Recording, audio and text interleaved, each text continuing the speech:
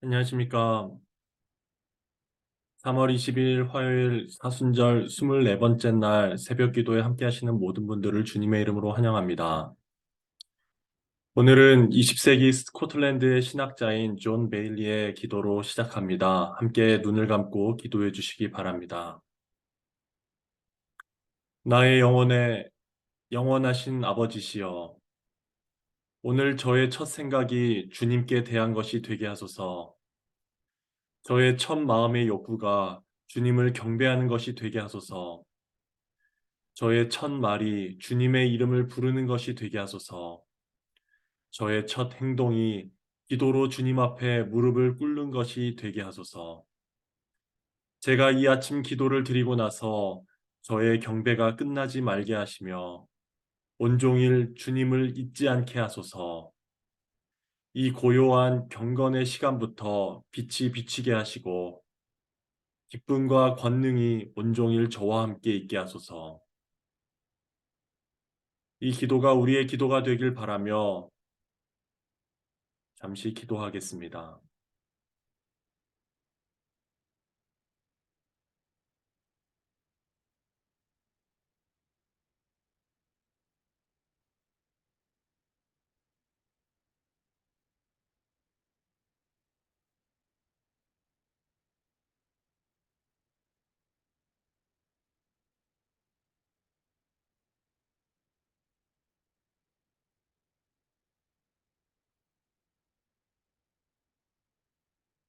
아멘.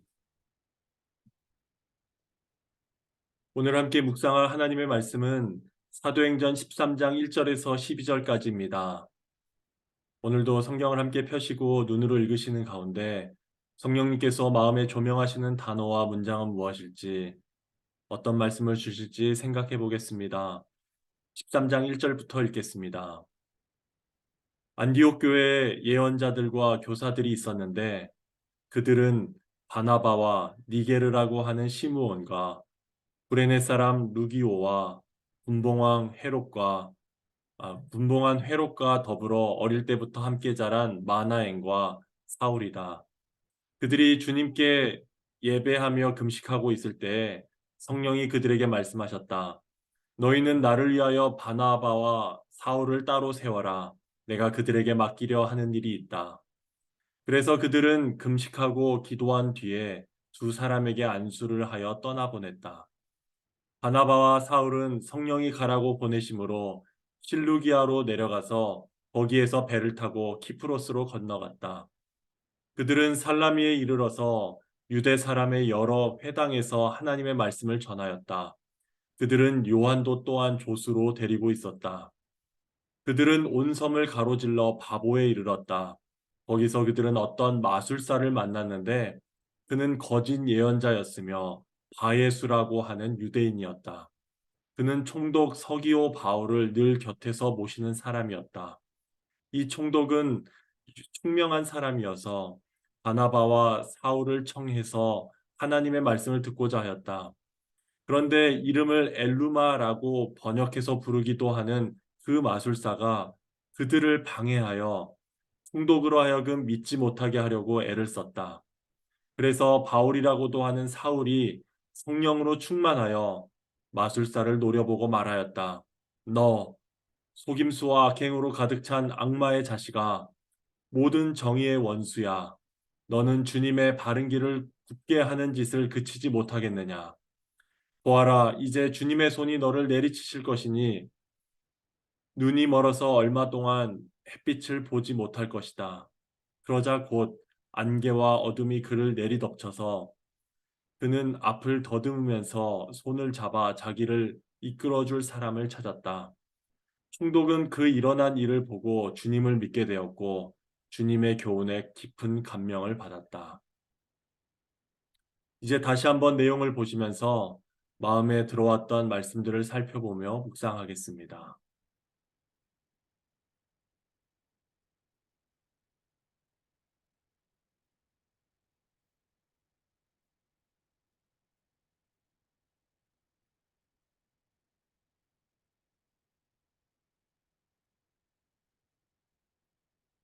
사도행전의 전체 구조는 예수님께서 승천 직전 1장 8절에서 하신 말씀이 성취되는 방식으로 이루어져 있습니다.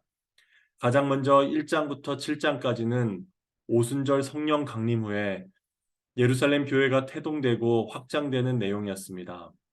8장부터 12장은 유대와 사마리아와 팔레스타인 전 지역에 복음이 확장되는 과정을 보았습니다. 이방 선교의 전환을 위한 과도기의 단계였습니다. 이제 오늘부터 읽은 13장부터 마지막 28장까지는 안디옥에서부터 로마까지 하나님의 선교가 진행되는 과정을 보게 됩니다. 13장부터 21장까지는 세 차례에 걸친 사도 바울의 1, 2, 3차 전도 여행의 내용이 나오고 21장 17절부터 마지막까지는 바울이 체포되고 투옥되고 로마로 가는 여정이 이어집니다. 지금껏 사도행전의 중심이 유대인의 사도였던 베드로에서 이방인의 사도인 바울에게 옮겨짐을 오늘부터 읽게 됩니다. 오늘은 사도행전 13장의 전반부만 읽었습니다. 오늘 단락도 크게 두 부분으로 나뉘어짐을 봅니다. 먼저 1절에서 3절까지 안디옥 교회가 성령님의 지시를 따라 바나바와 사울을 선교사로 파송하는 장면입니다. 사도행전의 저자인 누가는 이방 선교의 중심축으로 부상한 안디옥 교회를 소개합니다. 안디옥은 당시 로마, 알렉산드리아와 함께 로마 제국의 3대 도시 중 하나였습니다. 그 국제적인 도시에 세워진 첫 번째 이방 교회였던 안디옥 교회에는 각양각색의 사람들이 함께하고 있었습니다. 오늘 본문 초반에 안디옥 교회에 있었던 예언자들과 교사들 5명이 소개되고 있습니다. 그들은 바나바, 니게르라고 하는 시므온, 구레네 사람 루기오, 분봉왕 헤롯과 더불어 어릴 때부터 함께 자란 마나엔, 그리고 사울이라고 하는 바울이었습니다. 흥미롭게도 이들은 모두 출신 성분과 인종적인 배경이 다 다른 사람들이었습니다. 바나바는 키프로스 태생으로 유대 레위 사람이었습니다. 니게르라고 하는 시므온은 시므온이란 이름은 유대적인 이름인데 니게르라는 단어를 볼 때 아프리카 출신의 검은 피부를 가진 사람이었을 것입니다. 예수님의 십자가를 대신 졌던 시므온과 동일 인물이라는 추론이 있지만 확실하지는 않습니다. 구레네 사람 루기오도 북아프리카 리비아 출신입니다. 11장 중간에 안디옥에서 처음 복음을 전했던 키프로스와 구레네 사람 몇이 나오는데 그 중에 하나였던 것 같습니다. 마나에는 분봉왕 헤롯 안티파스와 함께 자랐다고 했습니다. 세례 요한의 목을 베고 예수님을 조롱했던 그 헤롯 왕입니다. 마나에는 그 헤롯 왕과 함께 자란 왕실 귀족 출신이었습니다. 마지막으로 바울은 길리기아 다소 출신의 바리새인이었습니다. 이처럼 안디옥 교회 안에는 지역적, 인종적, 문화적, 신분적으로 다양한 사람들이 그 교회의 리더들로 구성되어 있었습니다. 완전히 다른 종류의 사람들이 이제 같은 마음으로 주님께 예배하며 금식했습니다. 그때 성령님께서 그들에게 지침을 주셨습니다. 바나바와 사울을 따로 세우라는 말씀이었습니다. 성령께서 어떠한 방법으로 계시하셨는지에 대해서는 언급되어 있지 않습니다. 그러나 그들은 모두 동일하게 성령님의 뜻을 분별하고 동의하고 받아들였습니다. 이후 그들은 다시 금식하고 기도한 후 두 사람을 안수하여 떠나보냈습니다. 당시 바나바와 사울은 안디옥 교회를 부흥시킨 지도자들이었습니다. 안디옥 교회에 있어서 그들은 그들을 이방 선교사로 보낸다는 것은 교회 입장에서 큰 손실이었을 것입니다. 그럼에도 불구하고 안디옥 교회는 의견이 나뉘어지지 않았고 모두 동의하여 바나바와 사울을 선교사로 보냈습니다. 다양한 사람들이 공존하며 온전한 화합을 이루며 성령의 인도하심 아래 동일한 마음으로 선교사를 파송했던 안디옥 교회의 모습이었습니다. 이제 이어지는 4절부터 12절까지는 파송받은 바나바와 사울의 1차 선교 여행이 본격적으로 시작되는 부분입니다. 바나바와 사울이 성령의 인도를 따라 처음 선교 사역을 시작한 곳은 바나바의 고향이었던 키프로스 섬이었습니다. 그들은 살람이라는 곳에서부터 바보라는 지역까지 그 섬을 완전히 횡단하며 복음을 전했습니다. 그 중간에 별다른 언급이 없는 것으로 볼 때 키프로스에서의 첫 초기 선교 사역은 별다른 성과가 없었던 것으로 보입니다. 그런데 그들이 바보라는 지역에 이르렀을 때 그들은 어떤 마술사를 만났다고 했습니다. 바예수라고 하는 유대인이었는데 그 사람의 정체는 거짓 예언자였습니다. 그의 직업은 키프로스를 총괄하는 총독을 모시는 일이었습니다. 보다 구체적으로 총독 곁에 있으면서 강령술이나 신비 종교의 마술로 미혹하였던 것으로 추정됩니다. 그가 섬기던 총독의 이름은 서기오 바울이었습니다. 그는 바나바와 바울을 초청하여 하나님의 말씀을 듣고자 했습니다. 그 마술사 바 예수는 이제 총독이 복음을 받아들인다면 그동안 자신이 누리던 권세와 돈줄이 끊어질 것이라는 것을 알았습니다. 그렇기에 총독으로 하여금 믿지 못하게 하려고 애를 썼습니다.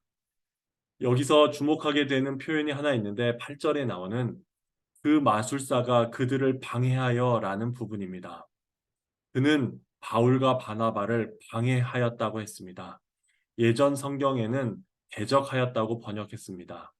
여기 나오는 방해하다, 대적하다는 단어는 원어로 안티스템이라는 단어입니다.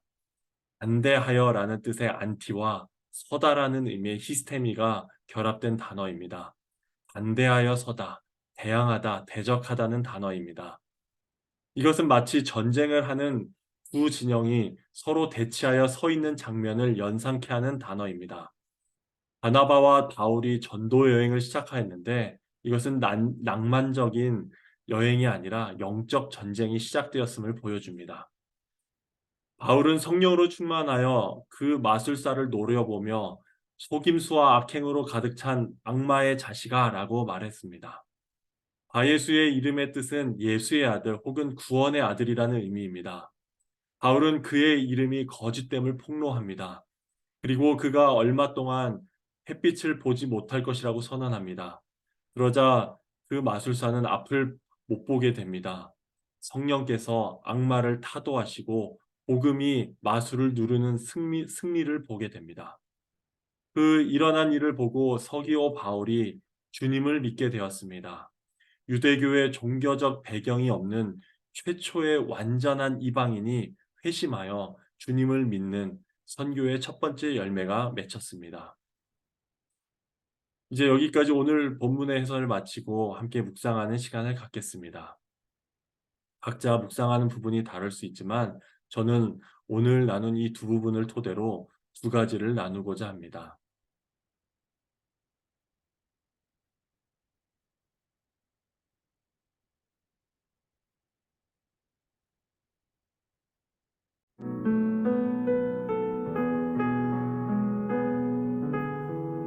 먼저 이방 선교를 위하여 준비되었던 안디옥 교회를 생각해 봅니다. 안디옥 교회가 복음의 전초기지 역할을 감당할 수 있었던 것은 그 구성원의 다양성에서 시작되었습니다. 안디옥 교회는 지역적, 인종적, 문화적, 신분적으로 다양한 사람들이 공존하며 성령 안에서 온전한 화합을 이루었습니다. 선교적 삶, 선교적 교회로 나아가는 데 있어서 다양성의 수용과 공존이 시작점이 됨을 깨닫습니다. 이제 우리 자신과 교회를 돌아보며 우리 자신에게 질문을 해봅니다. 내 주변에는 나와 다른 사람들이 얼마나 있습니까? 출신 지역, 사회적 지위, 소득 수준 등에 따라 비슷한 사람들과만 함께하고 있지는 않습니까? 신앙의 연륜, 교회에 온 시기, 직분, 사역 등에 따라 비슷한 사람들끼리 나뉘어져 있지는 않습니까? 선교적 삶의 시작점은 다양성의 수용이고 선교적 교회의 시작점은 다양성의 공존임을 기억하며 나와 다른 사람을 가까이 받아들이고 그들과 온전한 화합을 이룰 수 있게 되길 기도하겠습니다.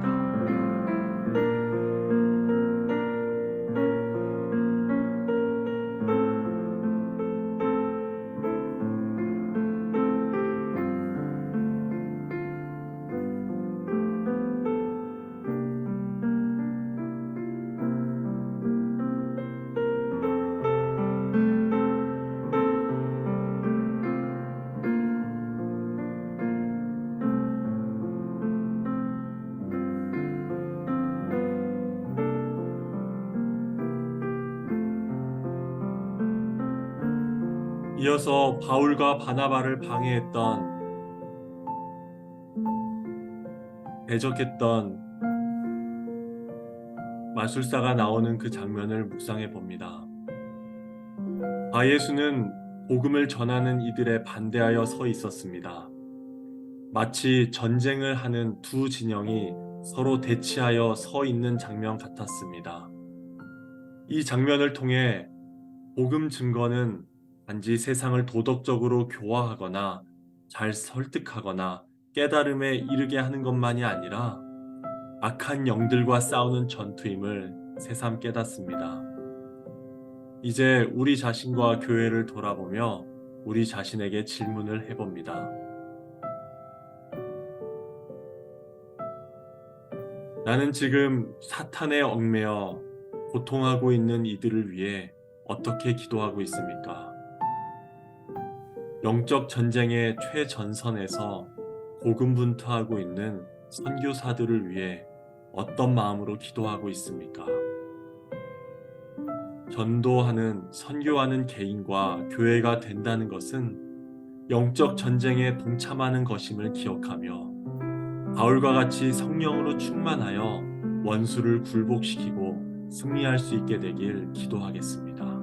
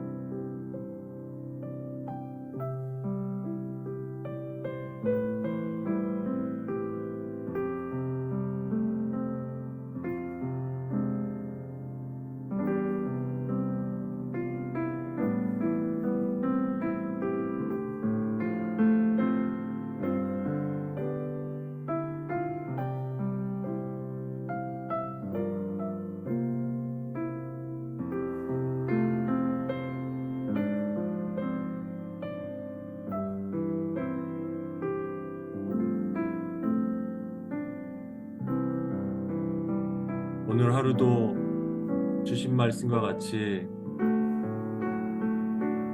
우리 주변의 다른 사람들과 공존하며 성령의 능력으로 승리하시는 복된 하루 되시길 바랍니다. 감사합니다.